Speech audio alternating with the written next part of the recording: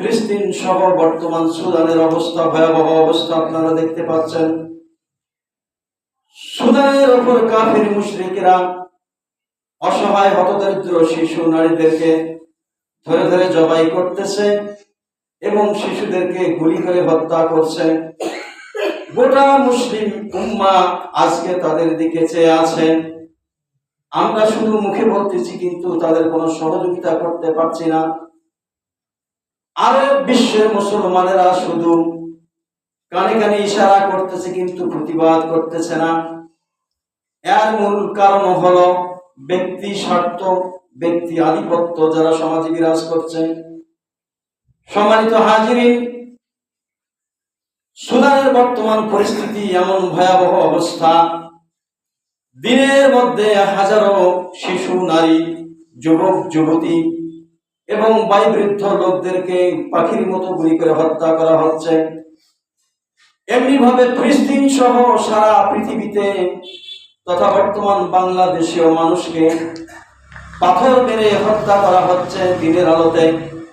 আমরা শুধু চেয়ে পাশে দাঁড়িয়ে দেখতেছি, কোনো প্রতিবাদ করতে পারতেছি না। এর মূল কারণ হলো দুর্বল ঈমান নিয়ে আমরা এই সমাজে, এই রাষ্ট্রে বসবাস। যারা প্রতিবাদ করার মতো সামর্থ্য যাদের আছে, এ সমাজের অধিপতি তারা, সমাজের ধনাঢ্য শ্রেণীর মানুষ তারা। এই সমাজে তাদের চোখের সামনে পাথর মেরে মানুষকে হত্যা করা হচ্ছে, স্বামীর সামনে স্ত্রীকে ধর্ষণ করা হচ্ছে, পিতার সামনে পুত্রকে, কন্যা সন্তান, যুবক যুবতীকে ধরে নিয়ে যারা ধর্ষণ করা হচ্ছে কিনা? আমরা নীরব ভূমিকা পালন করতেছি। কেন?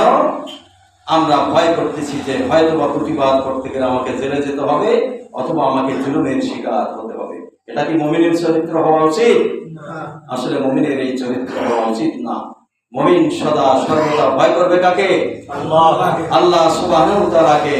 কিন্তু আমরা আল্লাহ তাআলাকে যতটা ভয় না করি, ভয় করি কাদেরকে? সমাজের সন্ত্রাসী মহল থেকে শুরু করে যারা সমাজের ধনাঢ্য শ্রেণীর লোক, যারা টাকায় অট্টালিকা করছে, ঢাকা শহর সহ পৃথিবীর বিভিন্ন রাষ্ট্রে, যারা এ রাষ্ট্রের সম্পদ লুণ্ঠন করে নিয়ে গিয়ে যারা বাড়ি গাড়ি ঐশ্বর্য বিলাসিতার রাজমহল, রাজপ্রাসাদ তৈরি করেছে, তাদেরকে আমরা আল্লাহর চেয়ে বেশি ভয় করতেছি নাকি? নাউযুবিল্লাহ। সম্মানিত হাজিরিন, মুমিনের ভয় শুধু অন্তরে থাকবে এক আল্লাহ তাআলা। মুমিন কখনো কোনো মানুষকে ভয় করতে পারে না। যদি আপনি কোনো মানুষের কাছে মস্তক অবনত করেন, মানুষকে ভয় পান, তাহলে বুঝে নিতে হবে আপনার অন্তরে সমস্যা আছে, বিমার আছে আপনার অন্তঃকরণের।